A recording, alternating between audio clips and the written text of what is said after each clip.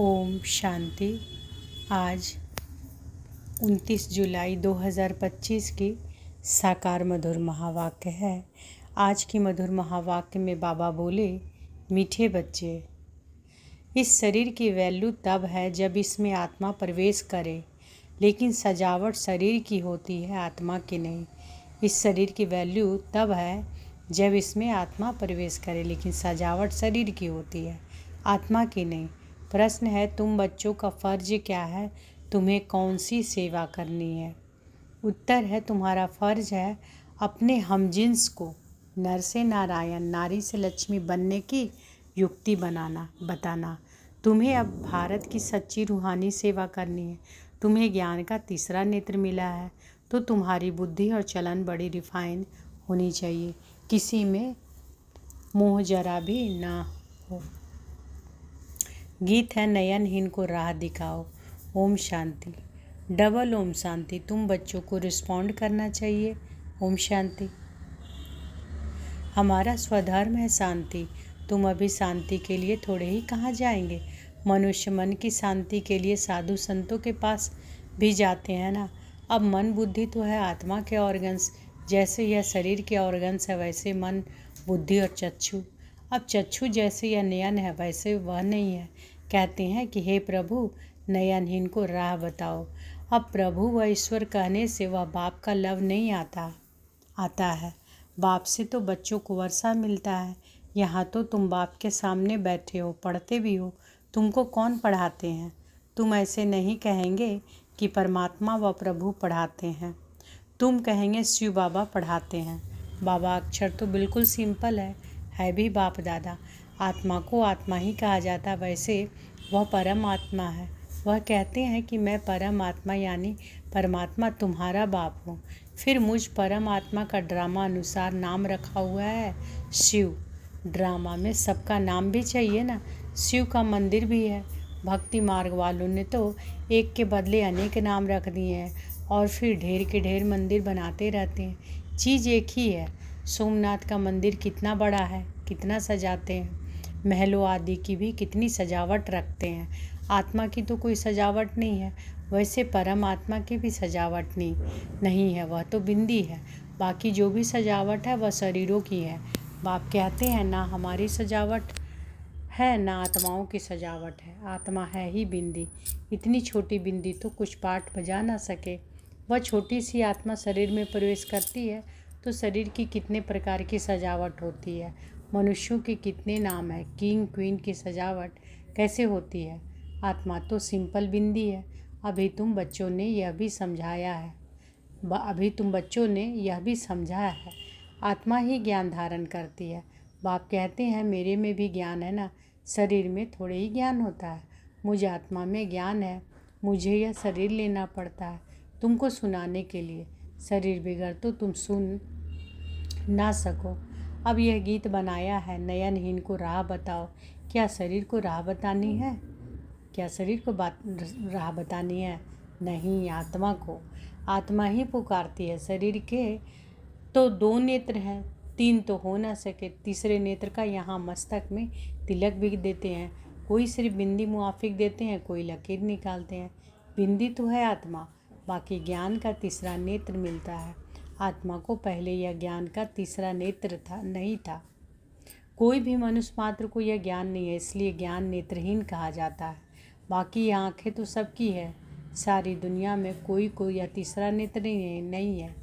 तुम हो सर्वोत्तम ब्राह्मण कुल के। तुम जानते हो कि भक्ति मार्ग और ज्ञान मार्ग में कितना फ़र्क है।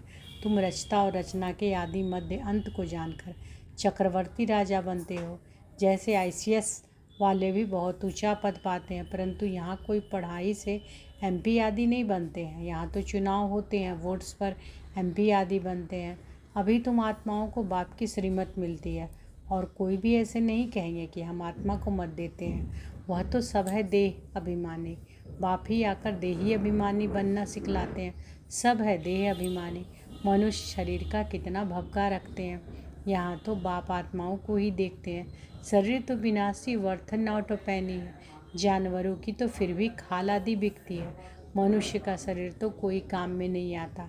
अब बाप आकर वर्थ पाउंड बनाते हैं। तुम बच्चे जानते हो कि अभी हम सो देवता बन रहे हैं तो यह नशा चढ़ा रहना चाहिए, परंतु यह नशा भी नंबरवार पुरुषार्थ अनुसार रहता है। धन का भी नशा होता है ना। अभी तुम बच्चे बहुत धनवान बनते हो, तुम्हारी बहुत कमाई हो रही है, तुम्हारी महिमा भी अनेक प्रकार की है। तुम फूलों का बगीचा बनाते हो। सतयुग को कहा जाता है गार्डन ऑफ फ्लावर्स। इसका सैपलिंग कब लगता है यह भी किसी को पता नहीं। तुमको बाप समझाते हैं, बुलाते भी हैं, हे बागवान आओ। उनको माली नहीं कहेंगे, माली तुम बच्चे हो, है ना, जो सेंटर संभालते हो। माली अनेक प्रकार के होते हैं, बागवान एक ही है। मुगल गार्डन के मालिक को पगार कितना बड़ा मिलता होगा ना। बगीचा ऐसा सुंदर बनाते हैं जो सब देखने आते हैं। मुगल लोग बहुत शौकीन होते थे। उनकी स्त्री मरी तो ताजमहल बनाया, उनका नाम चला आता है। कितने अच्छे अच्छे यादगार बनाए। तो बाप समझाते हैं मनुष्य की कितनी महिमा होती है।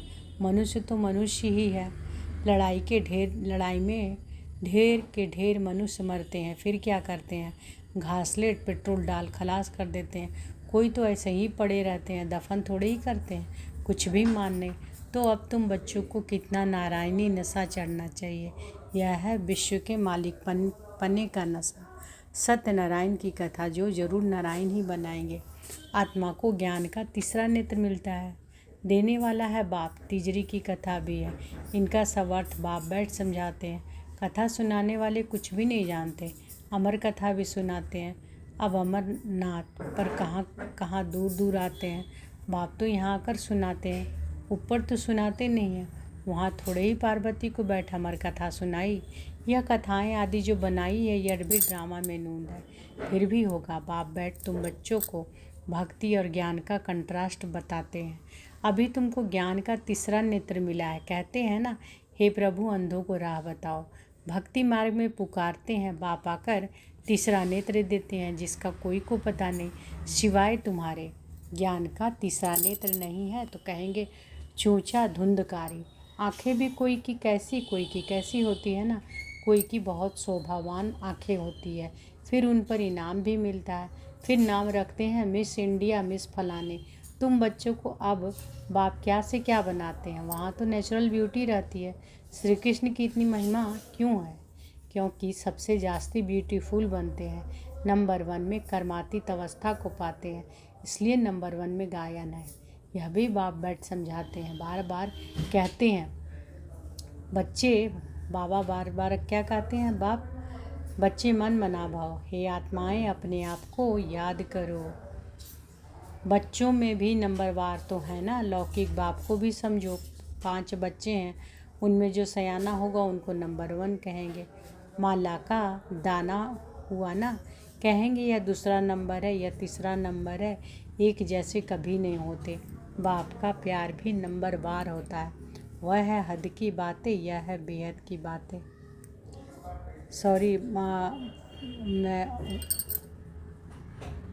अपार्टमेंट में रहती हूँ तो फ्लैट में बाहर से आवाज़ आ रहा होगा, तो सॉरी आप सबों को।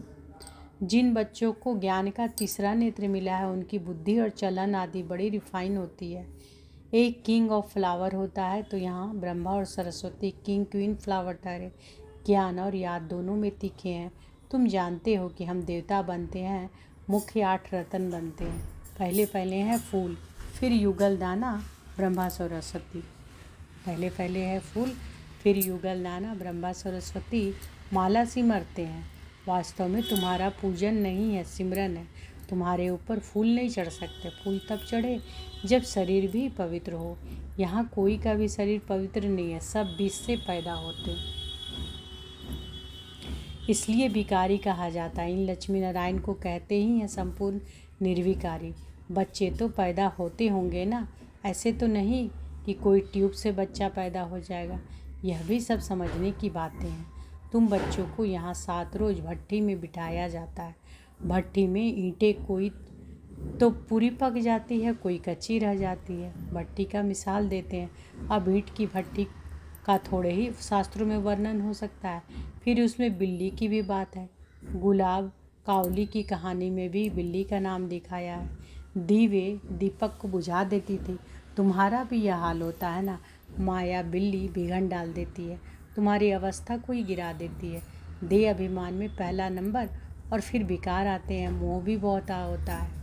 बच्ची कहे कि मैं भारत को स्वर्ग बनाने की रूहानी सेवा करूंगी। मोहवश माँ बाप कहते हैं कि हम अलाउ नहीं करेंगे। यह भी कितना मोह है। तुम्हें मोह की बिल्ली या बिल्ला नहीं बनना है, तुम्हारी एम ऑब्जेक्ट ही यह है। बाप आकर मनुष्य से देवता, नर से नारायण बनाते हैं। तुम्हारा भी फर्ज है हमने हमजिन्स की सेवा करना, भारत की सर्विस करना। तुम जानते हो कि हम क्या थे, क्या बन गए हैं। अब फिर पुरुषार्थ करो राजाओं का राजा बनने के लिए। तुम जानते हो कि हम अपना राज्य स्थापन करते हैं। कोई तकलीफ की बात नहीं। विनाश के लिए भी ड्रामा में युक्ति रची हुई। आगे भी मूसलों से लड़ाई लगी थी। जब तुम्हारी पूरी तैयारी हो जाएगी, सब फूल बन जाएंगे, तब विनाश होगा। कोई किंग ऑफ फ्लावर है, कोई गुलाब, कोई मोतियाँ है। हर एक अपने को अच्छी रीति समझ सकते हैं कि हम अक हैं व फूल हैं। बहुत हैं जिनको ज्ञान की कुछ धारणा नहीं होती। नंबरवार तो बनेंगे ना, या तो बिल्कुल हाईएस्ट या तो बिल्कुल लोएस्ट। राजधानी यहाँ ही बनती है। शास्त्रों में तो दिखाया है कि पांडव गल मरे, फिर क्या हुआ कुछ भी पता नहीं। कथाएं तो बहुत बनाई है, ऐसी कोई बात है नहीं। अभी तुम बच्चे कितने स्वच्छ बुद्धि बनते हो। बाबा तुमको बहुत प्रकार से समझाते रहते हैं, कितना सहज है। सिर्फ बाप को और वर्षी को याद करना है। बाप कहते हैं कि मैं ही पतित पावन हूँ। तुम्हारी आत्मा और शरीर दोनों पतित है। अब पावन बनना है। आत्मा पवित्र बनती है तो शरीर भी पवित्र बनता है। अभी तुमको बहुत मेहनत करनी है। बाप कहते हैं बच्चे बहुत कमज़ोर हैं, याद भूल जाती है। बाबा खुद अपना अनुभव बताते हैं। भोजन पर याद करता हूँ, शिव बाबा हमको खिलाते हैं फिर भूल जाते हैं। तो ब्रह्मा बाबा बोलते हैं अपना अनुभव कि भोजन पर याद करते हैं तो शिव बाबा हमको खिलाते हैं फिर भूल जाते हैं, फिर स्मृति में आता है। तुम्हारे में भी नंबरवार पुरुषार्थ अनुसार है। कोई तो बंधन मुक्त होते हुए भी फिर फंस मरते हैं। धर्म के भी बच्चे बना देते हैं। अभी तुम बच्चों को ज्ञान का तीसरा नेत्र देने वाला बाप मिला हुआ है। इनको फिर नाम दिया है तिजरी की कथा, अर्थात तीसरा नेत्र मिलने की कथा। तिजरी की कथा अर्थात तीसरा नेत्र मिलने की कथा। अब तुम बाबा कहते हैं कि तीसरा नेत्र मिला है। धर्म के भी बच्चे बना देते हैं। जैसे कोई तो बंधन मुक्त होते हुए भी फिर फंस मरते हैं, धर्म के भी बच्चे बना देते हैं। अभी तुम बच्चों को ज्ञान का तीसरा नेत्र देने वाला बाप मिला हुआ है। इनको फिर नाम दिया है तिजरी की कथा अर्थात तीसरा नेत्र मिलने की कथा। अब तुम नास्तिक से आस्तिक बनते हो। बच्चे जानते हैं कि बाप बिंदी है, ज्ञान का सागर है। वह तो कह देते नाम रूप से न्यारा है।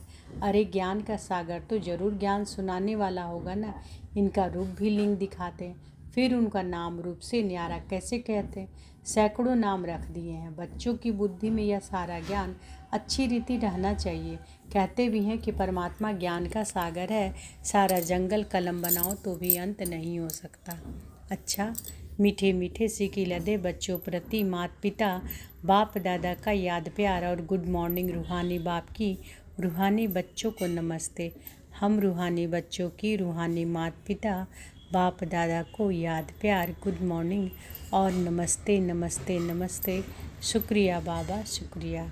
धारणा के लिए मुख्य सार पहला है, अभी हम बाप द्वारा वर्थ पाउंड बने हैं।